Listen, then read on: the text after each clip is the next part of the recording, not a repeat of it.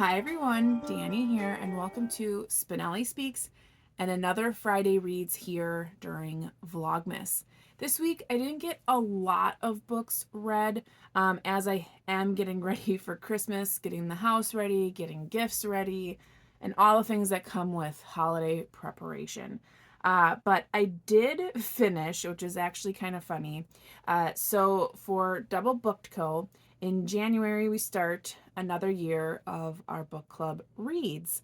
And the first book that we'll be reading in 2025 for January is The Death of Mrs. Westaway by Ruth Ware. It is an author we read before. We decided we wanted to revisit an author. That's the author we picked, and then the book that we picked. And I had put it on hold on Libby, and it came up. I had pushed it, and then it came up again, so I decided I would just borrow it and read it. So I actually have already read the DoubleBookedCo book club pick for January, and that again is The Death of Mrs. Westaway. So I did finish that this week. I listened to it on audio. The narrator was fantastic. The only other book I have read by Ruth Ware is In a Dark, Dark Wood.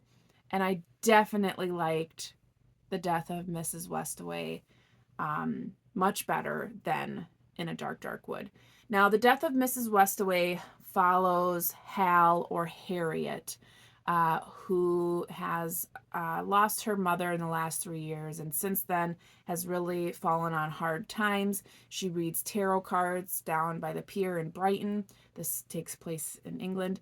And she owes a loan shark quite a bit of money, and happens to get a letter indicating that her grandmother, Mrs. Westaway, has passed away, and she has been named in the will. So with this loan shark after her, she decides that she's going to go to this funeral / will reading and find out if there's a little bit of money there for her. She doesn't think that she is the person that they are looking for. So she knows she has to go in and kind of con these people. But when she gets there and everything begins to unfold and unravel, it is a lot more than just going to this home and will reading, and the people who she meets, and how much of her past, her mother's past, is tied up with this family. I really liked this story. I'm gonna rate it 4 stars. I feel like it did a really good job of unveiling all of the clues. It felt kind of like an Agatha Christie, where like all the players are right there, so it has to be someone in the room kind of ideal. So it was fun. It was good. I figured like bits and pieces of it out along the way, but it didn't hinder anything. And when it was then revealed, I felt really like, yes, I'm so good at this. But then other parts too were like, wow, that's wow. So didn't want to give too much away there, but I did finish that book, as well as a few others that you can check out on my Goodreads if you want to follow me there. And then like I said, I have been doing a lot of other Christmassy things. So in the week ahead, I'm not quite sure how much I'll actually get read.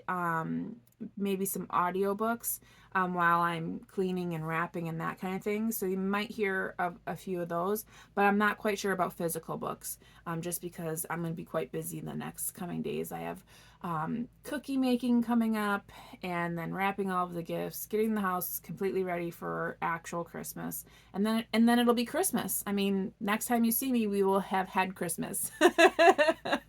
So anywho, I hope you are reading something fantastic, taking care, staying safe, and as always, you know how it goes.